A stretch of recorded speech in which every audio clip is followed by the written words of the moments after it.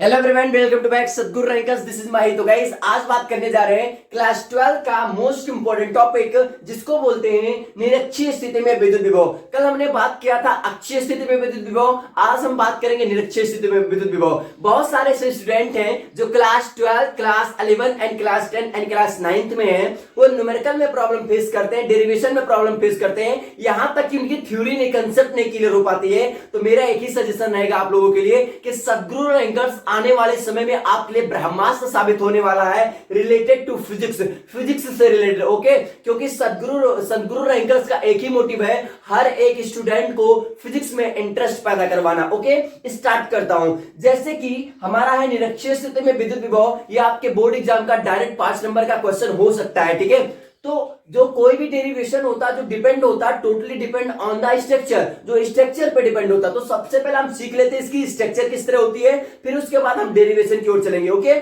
Start करता हूं।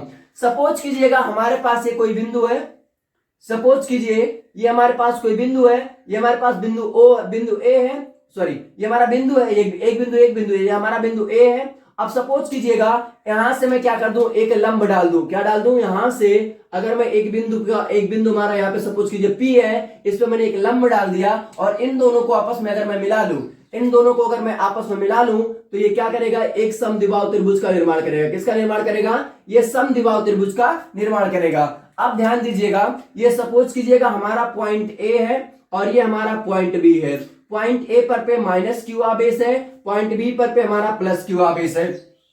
ये बिंदु जो है ओ है, इनकी जो बीच की डिस्टेंस है, ए से बी की जो डिस्टेंस है, ये हमारी है 2l। क्या है? 2l। तो एक बात आप ध्यान रखिएगा, अगर इसमें हम ए बी का मान, और हमारा एक बात ये रखिए कि हमारा जो ओ से पी की जो डिस्टेंस है, ये हमारा स्मॉल आर है। क्या है? स्मॉल आर है। ठीक है, तो आप यहाँ पे एक बात ध्यान रखिएगा, अगर मैं ए बी का मान निकालूं, तो ए बी का अगर मान निकालना चाहूं, तो ए बी जो हो जाएगा वो हमारा बराबर हो जाएगा, ए बी हो जाएगा किसके? ए बी जो होगा हमारा बराबर हो जाएगा किसके? ओ ए ओ प्लस हमारा हो जाएगा बी ओ या ओ बी। ठीक है, तो बी हो गया, जो हमारा हो जाएगा A B is equal to हमारा हो जाएगा एल प्लस एल बराबर हो जाएगा 2l। ठीक है, तो हमारा यहाँ पे आप ध्यान रखिएगा कि ये जो होगा ये हमारा एल होगा और ये भी हमारा एल होगा। ठीक है, अब ध्यान दीजिएगा, अगर मैं इसका कर्ण निकाल लूं, क्या निकाल लूं? अगर मैं कर्ण निकाल लूं, तो आप यहाँ पे ध्यान रखिएगा, कर्ण जो होता है आधार का स्क्वायर प्लस हमारा सिंपल सा, यहाँ पे आप ले सकते हो लंब का स्क्वायर प्लस आधार का स्क्वायर। तो हमारा सिंपल सा आप इसे बता सकते हो, तो हमारा जो इसका कर्ण हो जाएगा, कर्ण हमारा हो जाएगा आधार का स्क्वायर प्लस लंब का स्क्वायर। ठीक है, हमारे पास हो जाएगा आधार का स्क्वायर प्लस लंब का स्क्वायर प्लस आधार का स्क्वायर। तो हमारा ये हमने कर्ण निकाल दिया, लंब का स्क्वायर प्लस आधार का स्क्वायर। तो देखिए एपी जो है पीबी के बराबर है, एपी जो है पीबी के बराबर है, तो मतलब इसका कर्ण भी क्या हो जाएगा? एक दूसरे के बराबर हो जाएगा। तो ये हो जाएगा हमारा आर का स्क्वायर प्लस एल का स्क्वायर। ओके, अब ध्यान दीजिएगा, आप स्ट्रक्चर में देखिए एपी जो है पीबी के बराबर है, तो डायरेक्ट आप लिखिए चूंकि, क्या लिखेंगे?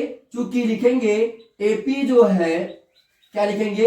एपी जो है वो हमारा किसके बराबर है? पीवी के बराबर है। तो कहने का मतलब क्या है, इसका जो डिस्टेंस अगर हम निकाल लें, माइनस क्यू और प्लस क्यू का डिस्टेंस निकाल लें, तो ये हमारा सिंपल सा क्या आ जाएगा? अंडर रूट का हमारे पास हो जाएगा आर का स्क्वायर प्लस एल का स्क्वायर। क्या हो जाएगा? आर का स्क्वायर प्लस एल का स्क्वायर। अब ले लेते हैं या प्लस क्यू को, माइनस क्यू आवेश के कारण बिंदु हमारा निकाल लेते हैं, माइनस क्यू आवेश के कारण बिंदु पी पर विद्युत विभव, माइनस क्यू आवेश के कारण, यहां पर लेते हैं माइनस क्यू आवेश के कारण, माइनस क्यू आवेश के कारण, माइनस क्यू आवेश के कारण, माइनस क्यू आवेश के कारण बिंदु पी पर विद्युत विभव, बिंदु पी पर विद्युत विभव। ओके, अब ध्यान दीजिएगा, जो विद्युत विभव है तो इसको हम मान लेते हैं B1। क्या मान लेंगे? इसको हम मान लेते हैं B1। क्या मान लेते हैं? B1। तो हमारा B1 इज इक्वल टू हो जाएगा 1/4 पाई एप्सिलॉन नॉट, ये हो जाएगा Q, और डिस्टेंस हमने क्या निकाला? कर्ण निकाला हमने अंडर रूट का आर का स्क्वायर प्लस एल का स्क्वायर, तो हो जाएगा अंडर रूट में आर का स्क्वायर प्लस एल का स्क्वायर। ओके, फिर हम निकाल लेते हैं माइनस क्यू प्लस क्यू आवेश के कारण बिंदु पी पर विद्युत विभव। ठीक है, निकाल लेता हूं यहां पे प्लस क्यू आवेश के कारण, प्लस क्यू आवेश के कारण, प्लस क्यू आवेश के कारण बिंदु P पर विद्युत विभव, बिंदु P पर विद्युत विभव, ठीक है। तो विद्युत विभव जो हो जाएगा इसको हम मान लेते हैं B2। क्या मान लेते हैं इसको हम मान लेते हैं B2 इज इक्वल टू, अब देखिए हमने यहाँ माइनस के कारण निकाला बेटा ना, तो सिंपल सा यहाँ पे हमारा माइनस चिन्ह के साथ रह गए, बात आप ध्यान रखिएगा, ठीक है। हमने प्लस क्यू आवाज से निकाला, तो प्लस क्यू हमारा हो जाएगा 1/4 पाई एप्सिलॉन नॉट, ये हो जाएगा क्यू। और हमने डिस्टेंस क्या निकाला, हमने निकाला अंडर रूट आर का स्क्वायर प्लस एल का स्क्वायर, तो हमारे पास हो जाएगा अंडर रूट आर का स्क्वायर प्लस एल का स्क्वायर। ओके, अब ध्यान दीजिएगा, अब क्या करते हैं विभव क्या बोलते हैं, कुल विद्युत विभव निकाल लेते हैं। तो विभव 1 को विभव 2 से आपस में जोड़ लेंगे, तो हम लिखेंगे कुल विद्युत विभव। क्या लिखेंगे, कुल विद्युत विभव। तो कुल विद्युत विभव अगर हम निकाल लें तो कुल विद्युत विभव में हमारा क्या हो जाएगा, मतलब सिंपल सा ये हमारा हो जाएगा B is equal to B1 plus B2। अगर B3 रहेगा तो उसको भी क्या कर देंगे, प्लस कर देंगे, रहेगा तो, ठीक है। अब यहाँ पे ध्यान रखिएगा, हमारा B इज इक्वल टू हो जाएगा, B1 का मान क्या है, B1 का मान है माइनस का 1/4 पाई एप्सिलॉन नॉट क्यू बटे अंडर रूट का आर का स्क्वायर प्लस एल का स्क्वायर। तो हमारे पास ये हो जाएगा यहाँ पे हमने पहले प्लस का, चलो हमने पहले प्लस निकाल लेते हैं, पहले प्लस क्यू आप इसके कारण निकाल देते हैं, ठीक है। हमने क्या किया यहाँ पे, पहले प्लस क्यू आप इसके कारण निकाल दिया, प्लस क्यू आप इसके कारण, फिर हमने माइनस क्यू आप इसके कारण निकाला, ठीक है। तो माइनस क्यू आप इसके कारण निकाला तो यहाँ पे माइनस हो गया, ठीक है, और यहाँ से प्लस हट जाएगा, यहाँ से माइनस हट जाएगा।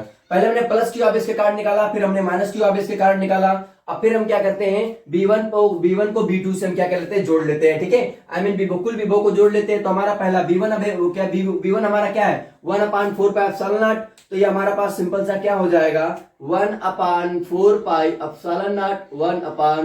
एप्सिलॉन नॉट क्यू बटे का अंडर रूट में हमारे पास क्या है आर का स्क्वायर प्लस एल का स्क्वायर, और प्लस अंडर रूट में हमारा B2 क्या है, B2 माइनस का 1/4 पाई एप्सिलॉन नॉट क्यू बटे अंडर रूट का आर का स्क्वायर प्लस एल का स्क्वायर। तो इसको हम क्या कर देंगे, यहाँ पे लिख देंगे माइनस के साथ, माइनस 1/4 पाई एप्सिलॉन नॉट, ये हो जाएगा क्यू अंडर रूट का हो जाएगा आर का स्क्वायर प्लस एल का स्क्वायर, ठीक है, आर का स्क्वायर प्लस एल का स्क्वायर। अब प्लस और माइनस का मल्टीप्लाई करा देंगे तो हमारे पास सिंपल सा क्या आ जाएगा, हमारे पास ये हो जाएगा B इज इक्वल टू, हमारे पास हो जाएगा 1/4 पाई एप्सिलॉन नॉट, ये हो जाएगा क्यू बटे का अंडर रूट आर का स्क्वायर प्लस एल का स्क्वायर प्लस माइनस माइनस, और ये बचेगा का 1/4 पाई एप्सिलॉन नॉट, ये हो जाएगा क्यू अंडर रूट आर का स्क्वायर प्लस एल का स्क्वायर। ओके, इतना समझ में आया। अब देखिए वहां पे यहाँ पे हमारा प्लस का है, यहाँ पे माइनस का है, तो ये एक दूसरे से क्या हो जाएगा, ये एक दूसरे से हमारा कैंसिल आउट हो जाएगा, ठीक है।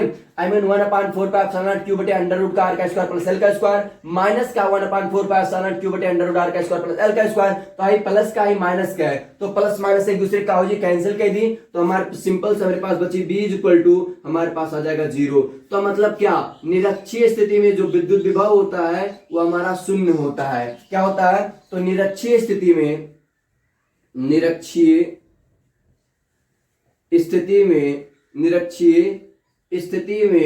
विभव का मान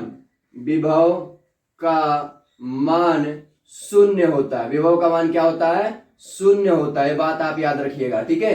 ये हमारी रही पूरी डेरिवेशन। हमने स्ट्रक्चर की बात किया, सारी चीज स्ट्रक्चर्स पे डिपेंड होती हैं। तो और मैं बात करता हूं जैसे डिफिनेशन की, तो हमने ऑलरेडी पहले चैप्टर में हमने आपको बताया अक्षीय स्थिति निरक्षीय स्थिति की विद्युत हमारा क्या बोलते हैं, अक्षीय स्थिति निरक्षीय स्थिति की डिफिनेशन क्या होगी, पहले चैप्टर में ही बता दिया था हमने।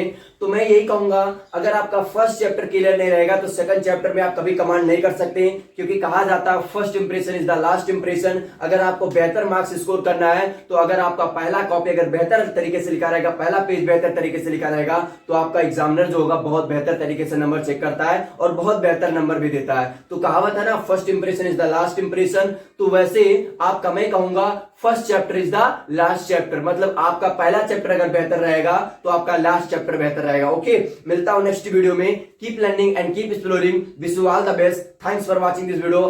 Share this video with maximum people. Love you all.